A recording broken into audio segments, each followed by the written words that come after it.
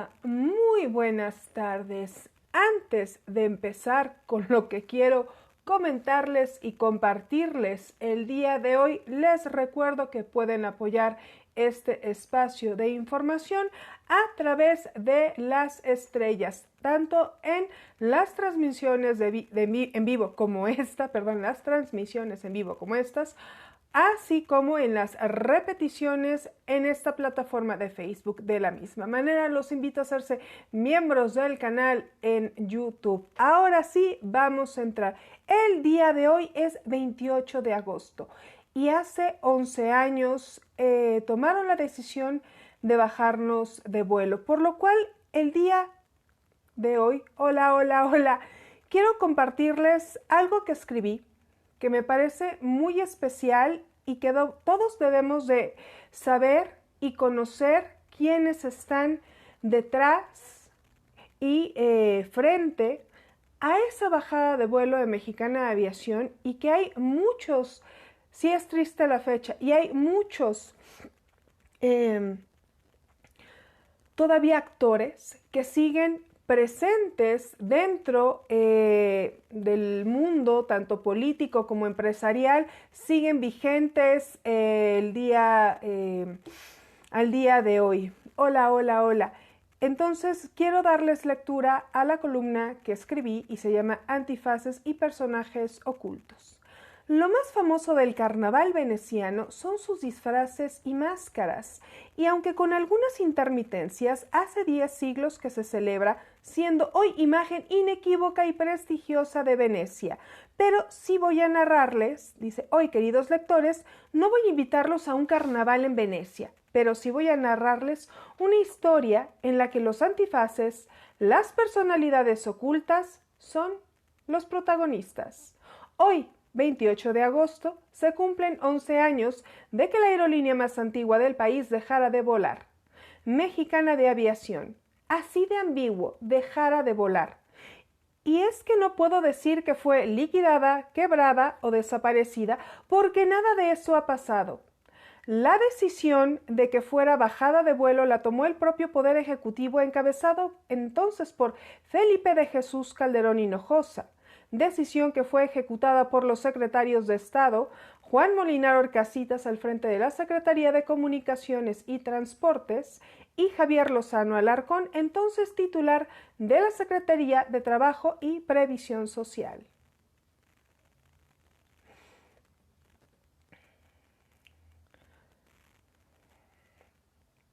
Ay, necesito un mouse. El disfraz legal que tiene un nombre, venta entre particulares de las acciones del nuevo grupo aeronáutico por la cantidad de 1,000 pesos entre Grupo Posadas y Tenedor Acá. Una semana después, Mexicana de Aviación dejó de surcar los cielos, dejando trunca e inconclusa una historia que llevaba 89 años escribiéndose.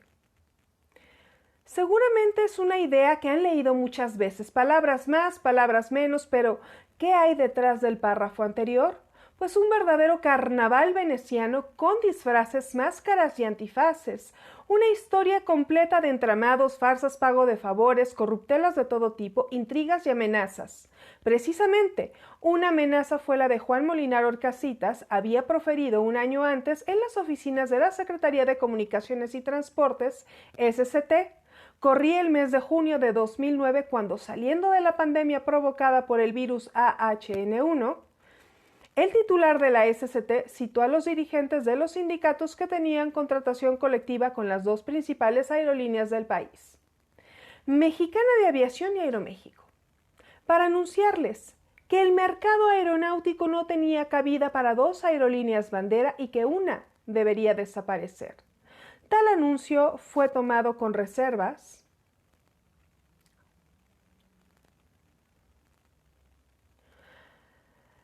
y con mucho escepticismo. Era difícil creer que un gobierno estuviera jugando sus cartas de una forma tan cínica.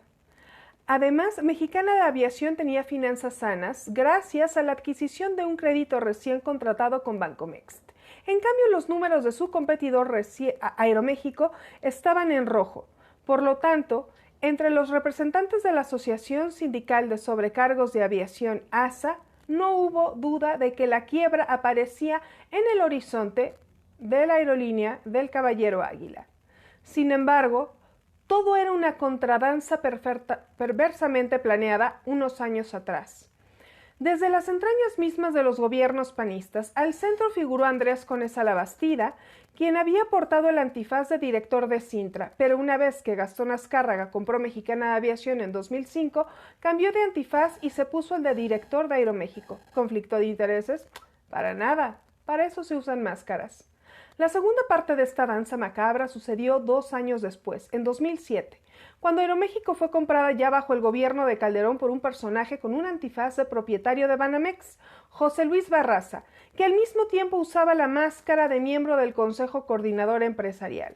Como usaba ambos de manera indistinta, la autoridad nunca se percató que el banco que estaba impedido para adquirir Aeroméxico por ser parte de la panza del Fondo Bancario de Protección al Ahorro, FOBAPROA, de cual el mismo José Luis Barraza se vio beneficiado. Eso en el escenario, pero tras bambalinas también pasaban cosas. Y ningún dato es menor.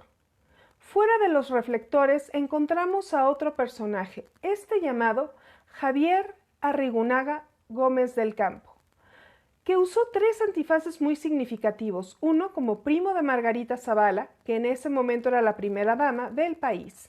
También usaba otro muy colorido para ser presidente del Consejo de Administración de Aeroméxico y que le quedaba muy bien, pues era de la misma medida de otro antifaz que había usado un poco tiempo atrás, el de Banamex. Así es, querido lector, el mismo banco que había adquirido a la aerolínea del Caballero Águila.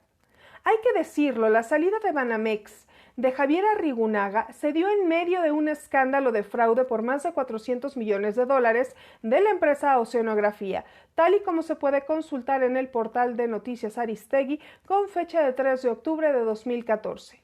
Nada es casualidad.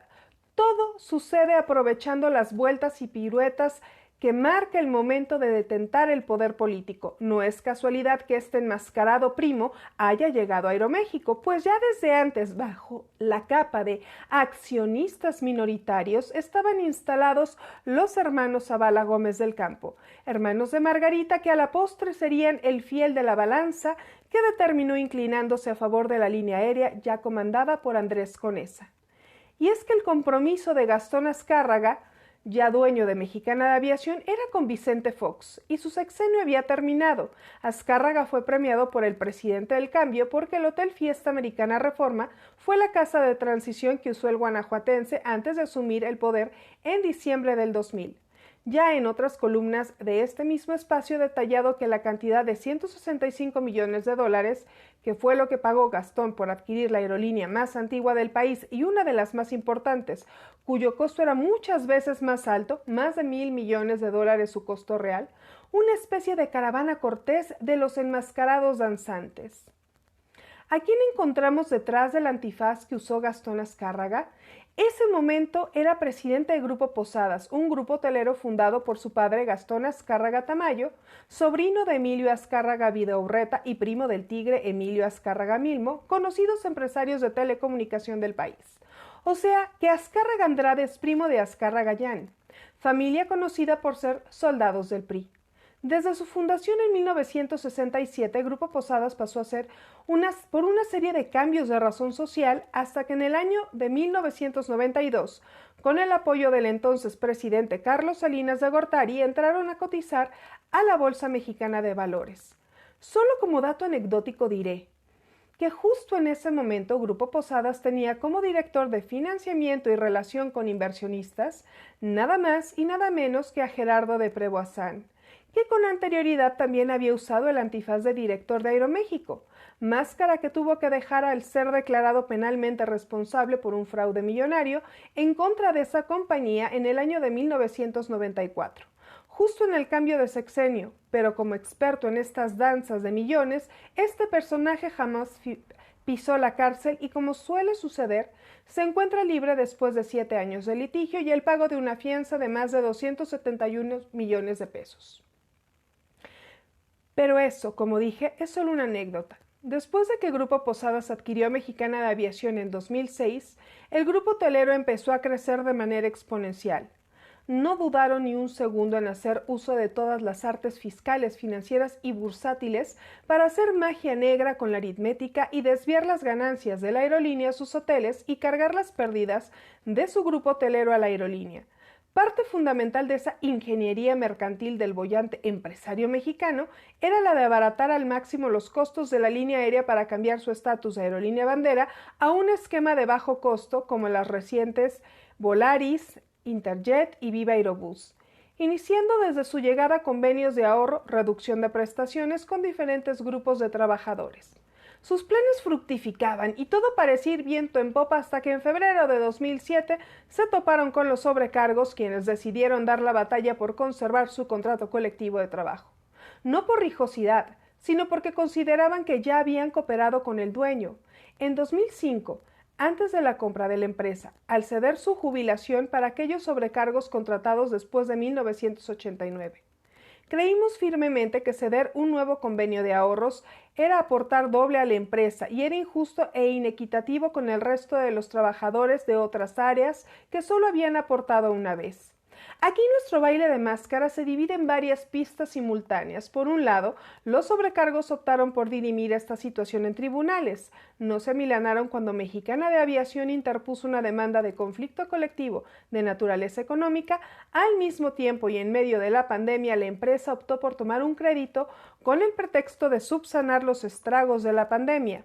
Hoy sabemos que ese capital, lejos de entrar a Mexicana de Aviación, se fue al grupo hotelero, tal y como se puede constatar en la nota elaborada por el periódico El Financiero por Sensayén Flores de fecha 6 de marzo de 2014, cuya cabeza dice: Azcárraga desvió 110 millones de pesos de Mexicana a Grupo Posadas, PGR. Gastón Azcárraga Andrade dejó el salón de baile y todos los antifaces hasta ese momento utilizados, y optó por usar uno diferente, el de vivo en la ciudad de Nueva York en un lujoso departamento de Manhattan.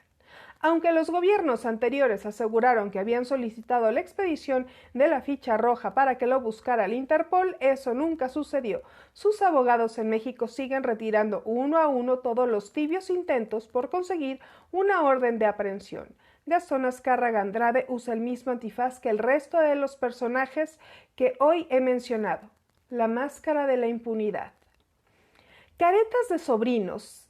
Así como Andrés Conesa Labastida tiene la fortuna de ser sobrino de Francisco Labastida, político mexicano y ex candidato a la presidencia del país, otro personaje que cambia de caretas y disfraces es Emilio Romano Musali, sobrino de Carmen Romano, quien fuera la primera dama entonces casada con José López Portillo, lo cual le abrió las puertas para ser director de Mexicana de Aviación y quien justo antes de la debacle cambiara de careta.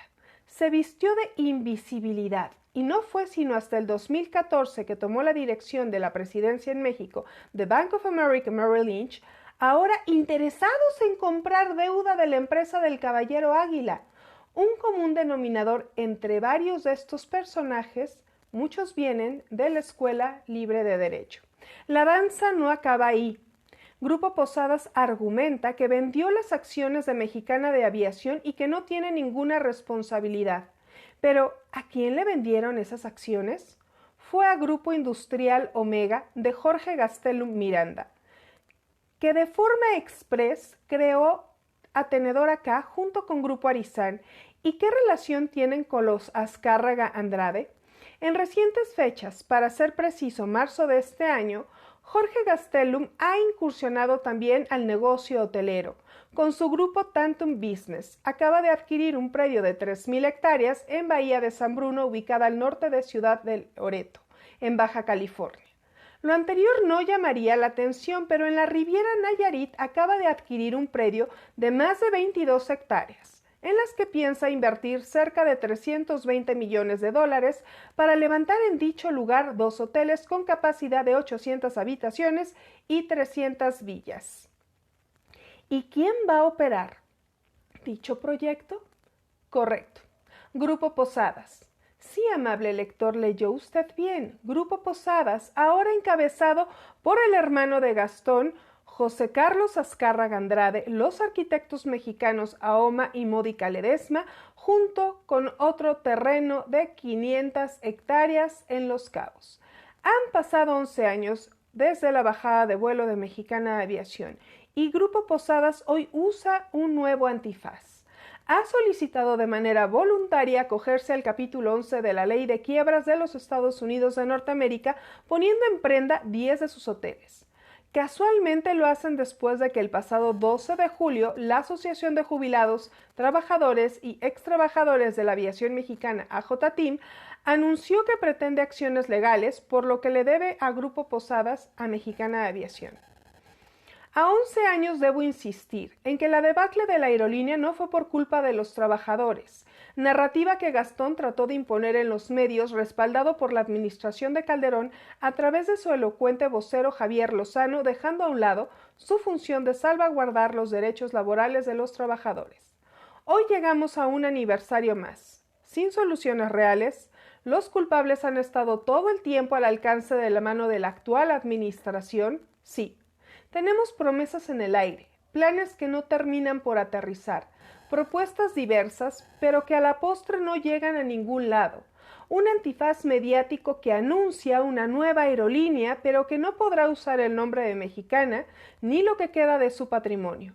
Se habla de la creación de una cooperativa híbrida, pero con un dueño accionista, que tendrá apoyo del gobierno a través de un préstamo de su Banco del Bienestar. Existe la promesa de darle trabajo a los desempleados de Mexicana, pero no se habla de las liquidaciones ni de la forma de finiquitarlos con lo que por ley les corresponde. Si no se actúa con cuidado y pulcritud, se vislumbra un galimatías más dañino que benéfico. Meter a los trabajadores en un nuevo limbo legal antes de sacarlos de uno en el que estamos desde hace 11 años. ¿Vamos por más? Ese era el nombre sin signos de interrogación de uno de los aviones de Mexicana de Aviación. No, espero que no. No quiero que los trabajadores sigamos mendigando justicia y se nos obligue a agradecer las migajas que alcanzan a caer de la mesa de un grupo de personajes que cambian y cambian de antifaces, pero que nadie los molesta ni los toca con el pétalo, ni les toca un pelo. Esto escribí yo, Jimena Garmendia, 28 de agosto de 2021. Eso sería por hoy todo. Es un día triste y es un día en el cual hoy los responsables con nombres y apellidos siguen libres y sin pagar lo que le deben a los trabajadores. Adiós.